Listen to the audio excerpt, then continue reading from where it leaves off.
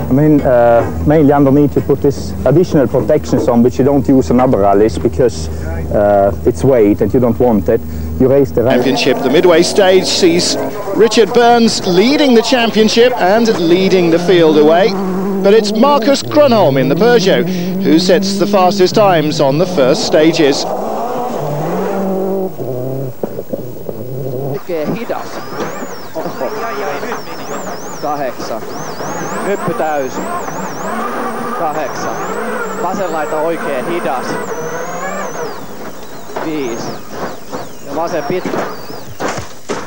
Leading after the first stage, Grönholm strikes a rock in the third, and this is the result. He was forced out on the same rock that caused Didier Auriol to go out last year, and has also paid to Juha Kankkunen in previous events. He managed to limp out of the stage, as you can see, but they were out of time by the time it had been fixed at service. It was a small, stupid mistake, but okay, I don't have experience here. I heard just it was the same place maybe than Didier last year. Stripped the wheel and also Kankkunen before, and it's everybody knows the place, but I couldn't see that during the recce. Well, right from the word go, the Acropolis Rally living up to its reputation for catching out drivers and for wrecking machinery. And it's not over yet. Grönholm, but the first of the stars to go. The man who lies second in the championship, Tommi Mäkinen, has never won this event, and so it continues into the new century. He lost 1 minute and 30 seconds. Of course it's too much, everything is too much to lose, yeah. But of course it's still a long way to go, but many cars in far away, and so I'm sure it will be difficult.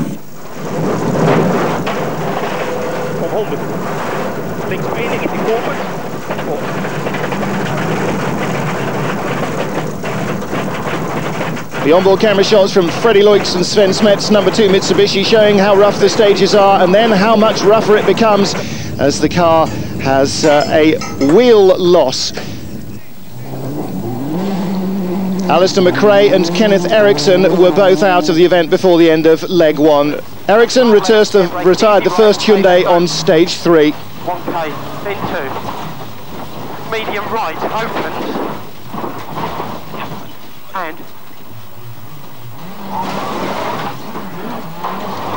McRae lost time in service after changing a steering rack, and after completing the final stage, a rock broke one of the car's track rod ends, which connects the rack to the steering wheels. watch out for the next car, be careful.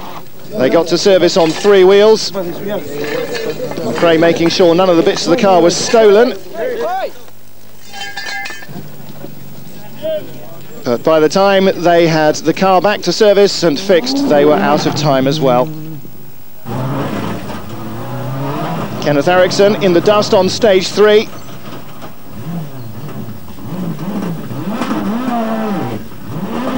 And engine problems putting paid to him.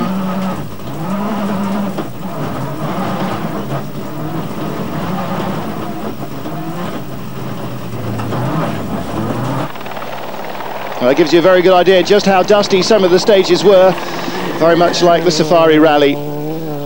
Louis Clement in the Skoda Octavia didn't make it to service. His car parked up on the road section after the third stage of the day. He too lost a wheel, and he held up other cars as he limped through the stage. Colin McRae fastest on stage 2 and 3, taking the lead after the third stage and Marcus Grönholm's problems in the Peugeot.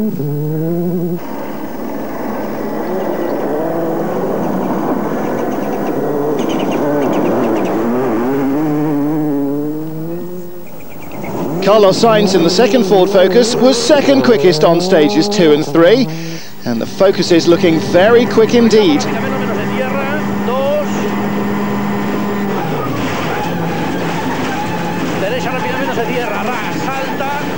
Running first car on the road into day 2, though, is expected to be a disadvantage. Will the Ford drivers continue to push quite so hard? As I say, first car on the road is a disadvantage for sure, but we'll see what happens on the next 2 stages. We can always make a plan even after those 2 stages. Championship leader Richard Burns, post-event, pre-event favourite, 29 seconds behind British rival Colin McRae after just 3 stages. The Subaru's dampers not working well in the extreme heat.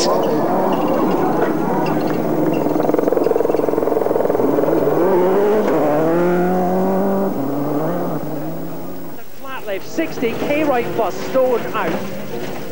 60, K right, tightens and K right, 20, K left, and K left in, 40, fast right minus, to flat left 50, flat left to flat left minus 50 braking, left max to K right, don't cut. On to the final 2 stages of the day, 4 and 5, and in special stage 4, Tommy Mäkinen hits a bank and damages the wheel.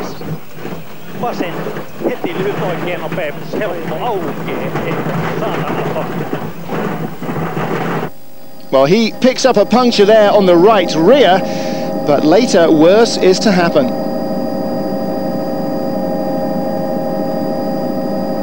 He finishes stage 4, but he won't make it into stage 5 as a left rear drops off. Identical accident to Smets. Still good events coming for Tommy. We've done a lot of work on the car. We've a lot of new things coming, and you know, Tommy's motivated and looking forward to these faster events. And you know, we won't give up. I'm sure he's still got a good chance.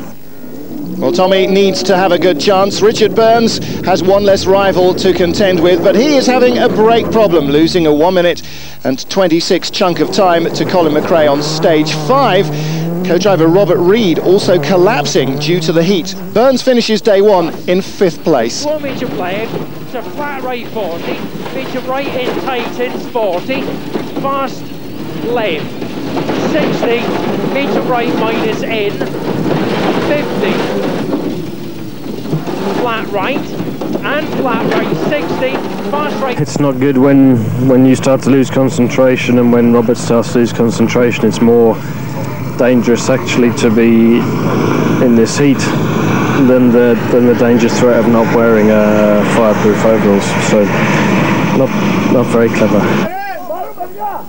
Juha Kankkunen 4th at the end of leg 1. The Subaru drivers running together in team formation as the Fords were ahead of them. A medium right, keep out, tightens the turn, very long K right, narrow.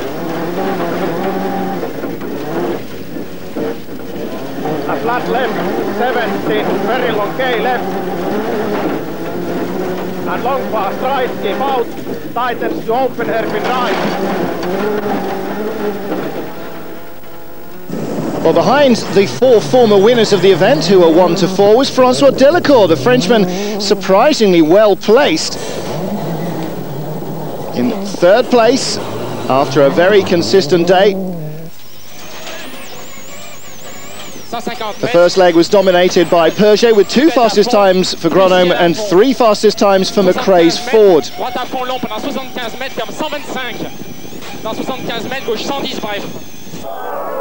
Well, Delacour was clearly on the pace in 3rd spot. Carlos Sainz in 2nd place as they get to the end of leg 1, chasing his teammate. Well, Well, Colin McRae's avowed intention, expecting others to take day one easy, was to attack right from the very start, and that's just what he did, reaping the dividends as a result. The overnight lead for Colin McRae.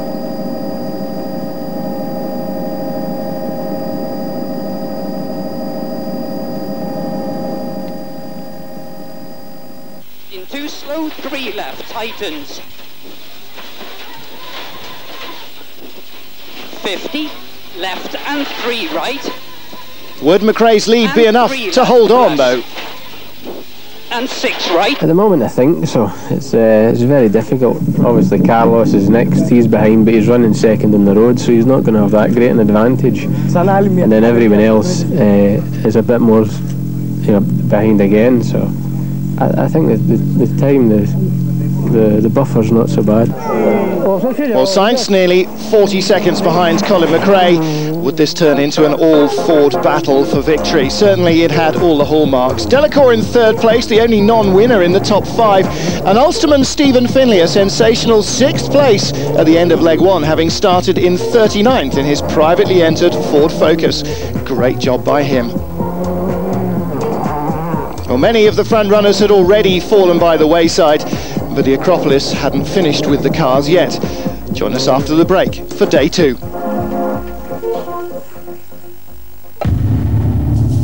The number of wheels he would have left on his car after stage 7. He picked up a puncture on the right rear, then the brake failed, and finally the suspension collapsed as he tried to drive through the stage, the flailing rubber hacking away at the back of his car. He dropped from 3rd to 9th place, 7 minutes and 5 seconds behind the leader. Well, he picked up the puncture 19 kilometers before the end of the stage. That's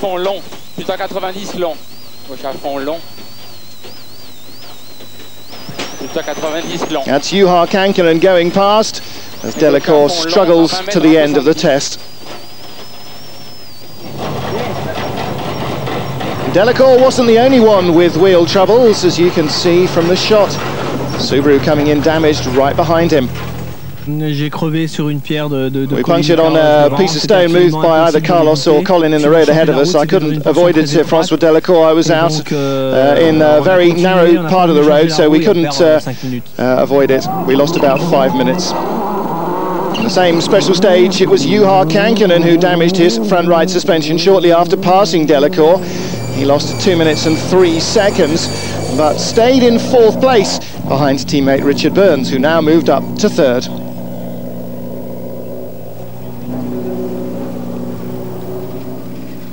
Just normal Acropolis, but the thing is that everybody nowadays is just driving flat out, from the start, and who survives, that will always make a good result.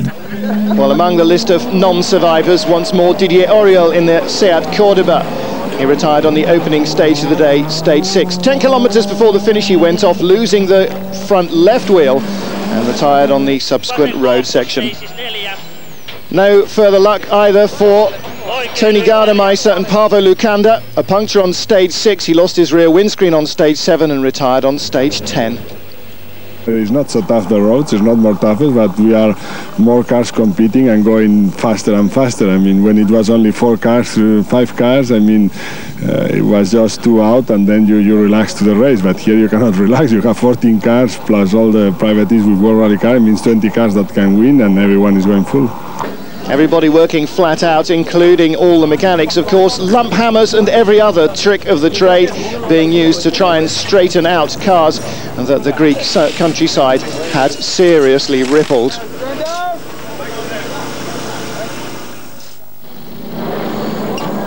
Richard Burns fastest on the opening stage of the day, trying to catch British rival Colin McRae, the overnight leader, and the Spaniard Carlos Sainz, the Fords still 1st and 2nd. Being first on the road in the Acropolis Rally proved to be a disadvantage for Colin McRae, but not too much of one. He lost 22 seconds to Burns on the opening test, but on the following, McRae was fastest. Burns lost 35 seconds with a problem from the dust of Francois Felecour ahead of him, who slowed. Simon or somebody, can you get Felecour out of the way? K-right, 40, easy left 40, flat right, 100, braking, flat right 20, fast right plus in, and fast right plus. 80, 90 left plus tightens maybe. There is, but not if we have problems like we did on the last one. I mean, that stage was, as you can see from the times, that's almost of safari proportions, the roughness in there. So difficult to take time on that kind of stage. But when the roads are normal, then hopefully. I'm sure he's going to have a go, but he's dropped some time now on the last stage. He made time in the first, so I think it's going to be a bit like that. It's if you just try and push a bit too hard, you're going to run into problems. Well, McRae and Burns battling for supremacy. In between them, of course, Carlos Sainz still in second spot.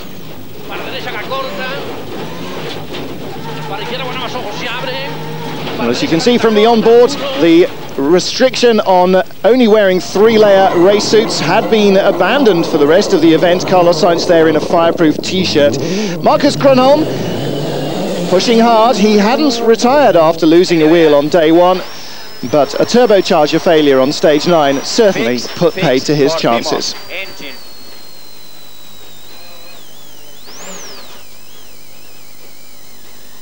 No engine anymore, no engine. There is no engine anymore, and the left rear wheel is spent in. It's impossible to drive, and the engine is broken. Engine is stopping now. I cannot do anything. Well, for Marcus Kronholm, a disappointing end to a rally in which he started so quickly, and big disappointment for Peugeot as well. Teammate Jean-Pierre Nicolas puts a brave face on it. Le rallye est très long. Rally's very long, he says. There's still 50% of the stages left to go. Before the end, Francois could be well up in the ranking. The others haven't hit trouble yet, but they could still do. So still a long way to go. Peugeot, though, continued to strike problems. Francois Delacour saw the front right suspension collapse on stage 12. The crew then had to fight a fire in the car, being forced to stop and attack it with their own extinguishers. As if that wasn't bad enough, in the dust, the edges of the precipitous drops were all too close for comfort.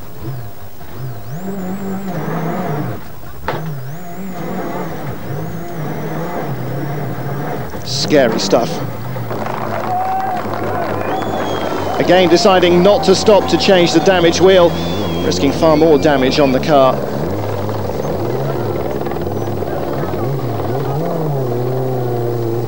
Delacour clearly doesn't like getting out and using the wheel brace, and the result is that there's inevitably much more damage to the car by the time he gets it out of the stage and into service.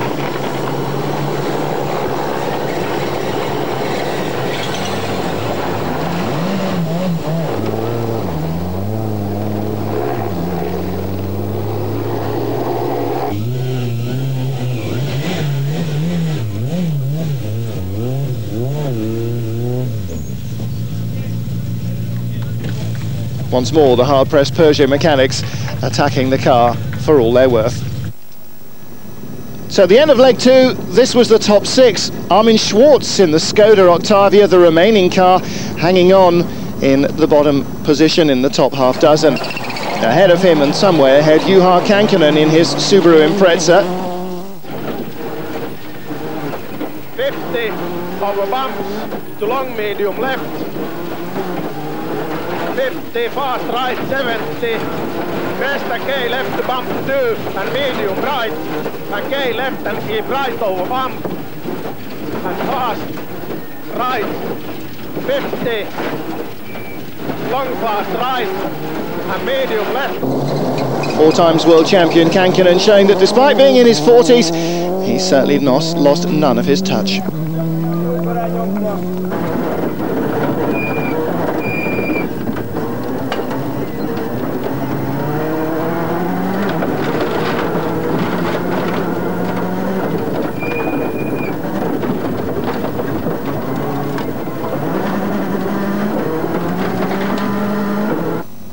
Well, right ahead of Kankkunen, another Subaru, but not a works car. This was the best placed privateer, Toshihiro Arai, the young Japanese in the All-Stars car, 4th at the end of leg 2.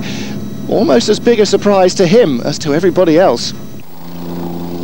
Well, here was the car we were expecting to see, of course. In third place, Richard Burns, the current championship leader, still hoping for that top position. Once more in day two, Subaru suffering those damper problems.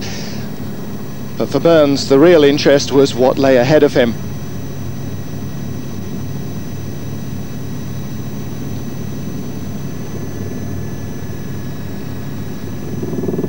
The championship points leader worrying about the drivers behind him who was still placed to score well. Out of everybody behind us in the pack, then Colin is probably the best person because he's the furthest behind. So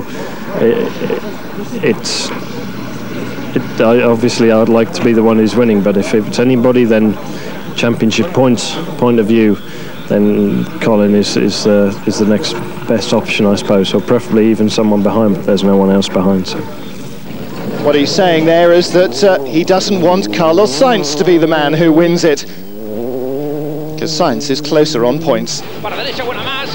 Para Sanding izquierda, abrirse, izquierda acá, se cierra poco y no cortar. Sasar. Para derecha, Carras, se cierra poco y se abre. Para uno corto, frenando mucho. Izquierda media, se cierra ras. Derecha, izquierda acá, se abre. So what about Sainz's chances of catching McRae?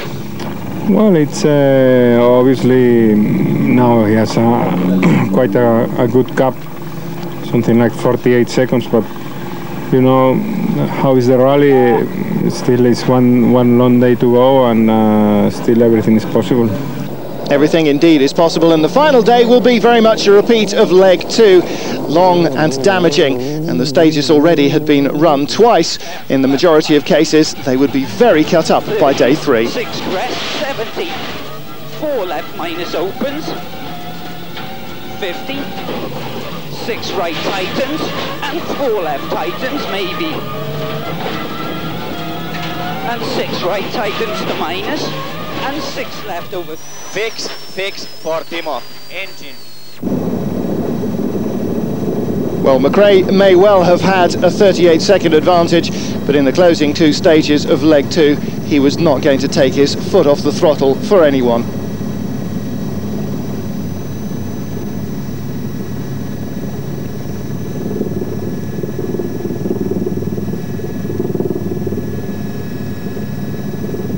Left and right, and left and 3 right plus opens, long don't cut. Into 5 left, 50. 6 right, 30, 3 right plus tightens, into 2 left. And 6 right. But was it all over? 70. It's not gone completely. It depends how he's going to approach tomorrow. There's a long way to go, and if he's going to push as hard as he's been pushing today, and then we have a slight problem, then it's going to be very close again. Everything still hanging in the balance, and it may end up being beyond the driver's control just how the event is sorted out.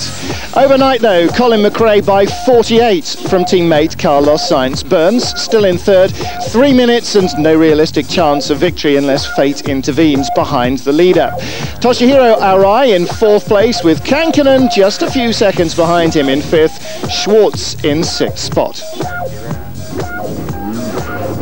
Join us after the break for the final leg of the Acropolis Rally 2000.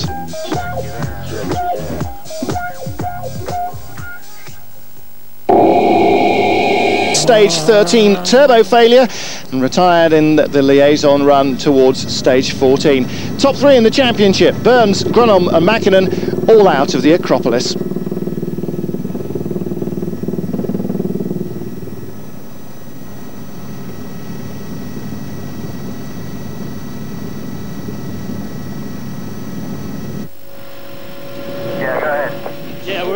And the powers guys just dropped off to like nothing, and I'm just cruising along. Just keep your place, don't read them out. It's just dying, it's still moving, but it's like I've got about 40 horsepower. Can you have a look at the oil pressure? And what do we do then? Well, Richard being talked through every attempt to sort it out by the crew on the radio. We're out of time, sorry about that. But there's no avoiding the inevitable bad news. Burns, however, putting a brave face on it. I think we're lucky to have a retirement here and still come away with the same championship lead, albeit over, you know, more people close together. But well, I think it's quite fortunate that we still come away with that lead. Burns left to ponder what might have happened. Victory on the Acropolis eluding him for this year. So the win, it looks almost certain now to come down to a decision between Carlos Sainz in second place, Colin McRae, the rally leader by 48 seconds overnight. But the Spaniard opening his assault with fastest times on stage 13 and second quickest on stage 14, attacking McRae from the word go. McRae third fastest on 13, fourth on 14, already easing his foot off the gas to make sure he makes it to the finish. And 6 right, 30. 3 left plus. And 6 right, tightens of a crest and slow 3 left, opens. So will team orders come in? Will you be told to hold station? Yeah, I think that's the plan. I mean, it's crazy to do anything other than that. Well, at the moment, I think it's the message. What I've got is I have to drive the car to the end. But when you have 2 top drivers, I think it's difficult to have team orders. Similar now what has happened in Monte Carlo at the beginning of the year. So it was a clear second and third, and we were fighting to the end of the rally up to the last time control. No, it's very difficult sometimes. For management, of course, looking at maximum points for their 1-2 finish, with one eye in the rearview mirror at the Subaru of Juha Kankkunen, still charging hard behind. Fast right tightens, and long K left over crest 40. Long K left, keep in, and very long fast right. And keep left over 50, to flat right tumpun, 70, very long bad left. Tantalisingly close to a historic first ever position on a World Rally Championship podium for a Japanese driver. 4th spot for Toshihiro Arai. Well, unless somebody has problems ahead of him, the chances of him being allowed to pass Kankkunen fairly slender, though. I'm not so problem, only just the engine problem now. But another manufacturer's drivers many problem. Now Juha Kankkunen from the Works team is just ahead of you. Will you be allowed to push him, or will you be told, no, Juha must be in front of you? Yeah. No push. No push. Well, no questioning that reaction there. The experienced German driver Armin Schwarz in 5th position, heading for his best finish for Skoda. Bruno Thierry scored the team's best result on Rally Great Britain 99 with 4th place.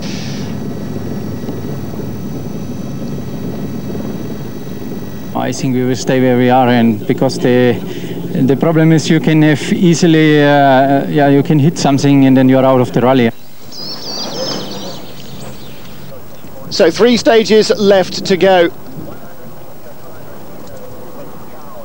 The chances of a victory for anybody other than one of the 2 Fords looking increasingly slender. Francois Delacour finishing the rally in 9th place despite all his problems, but because so many cars ahead of him weren't registered for championship manufacturers' points, he will get 2 of them. Petter Solberg was fastest on 5 of the 7 special tests of the day, but failed to finish despite leaving the final test with a healthy car. Unbelievably, the differential failed on the way back to the final service, and he was out. What about the other 2 Fords then? Colin McRae, well, he was not going to go 110% flat out and risk a finish just to battle Carlos Sainz, hoping that the Spaniard would respond to team orders and back off. The Spaniard took the lead after stage 16, just 1 test left to go. Things were going to get a little bit messy, it seemed. Malcolm has said that if 2 cars get to the end, you'll be the one that wins. What happens if Carlos decides not to go with that? Well, I think at the end, the team have ultimate control over that. The result at the end. So what happens now? Colin's been told that he will win the rally if you're both still in. Will you obey that and back off at the end if necessary? No, if that's the case, it will be the case. So you will obey team orders if you have to? You have to ask the team. I will do what the team say. Carlos, very tight-lipped, undoubtedly remembering when he and Colin were Subaru teammates back in Catalonia. McRae was asked to allow Sainz to win, but he didn't. We will rely upon them being grown-up men and holding station, because that, at the end of the day, the result is what's important to us. 2 tests left to go as Colin McRae heads out of service. The former rally leader, Carlos Sainz, now holds that position. Well, Ford had been told by the stewards in the final day that they would be allowed to change the result to suit their championship aspirations, but not to make it overt and bring the sport into disrepute. Abdullah Bakhashab, the Saudi driver, taking 6th position in his Toyota there with his British co-driver Bobby Willis, and that is his best World Rally Championship result. Armin Schwarz in 5th place, the best result that he has attained in the championship since joining Skoda. An excellent 4th place, surprise and unexpected delight for Toshihiro Arai, his best World Rally Championship result as well on one of the toughest events in the calendar. Juha Kankkunen, former winner, former champion, and in 3rd spot, a good result for the Finn from the Acropolis. Into the final stage then, Colin McRae has no option but to continue at what he believes is a sensible pace and hope that Carlos Sainz will do the same. Before the final test, Sainz had a 1 minute and 37-second advantage on McRae. An awful lot to hand back.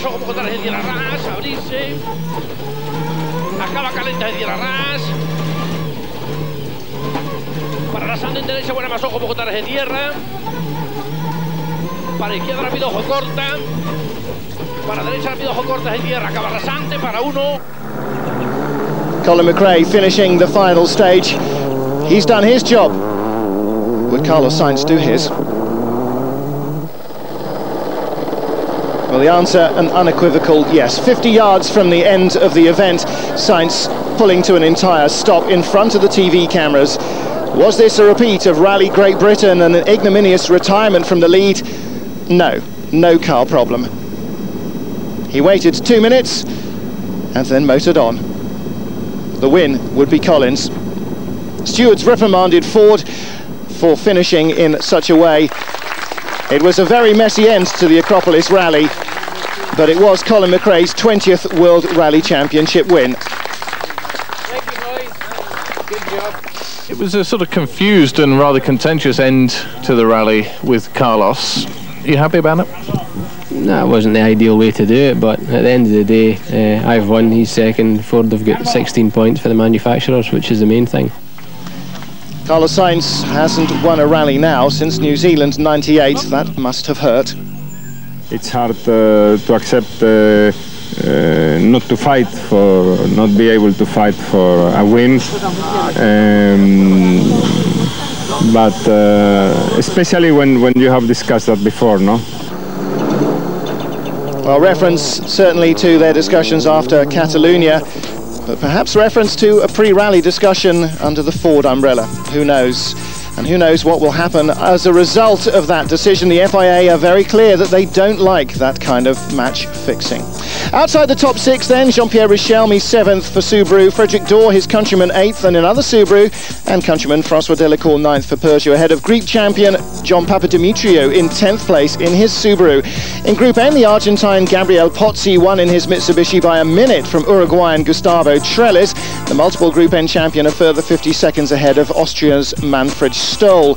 8 of the top 10 Group N finishers were Mitsubishi. In 9th place was a Subaru. 10th, the Renault 4 of Portuguese Pinto dos Santos. He was 49th finisher, last overall, but he survived where 72 others failed in the car-breaking Greek classic. Well, the midway stage of the season still sees Richard Burns and Subaru leading the championship. Join us for more rally action from the second part of the year 2000 on Eurosport. Until we meet next time, I'm Martin Haven saying bye-bye.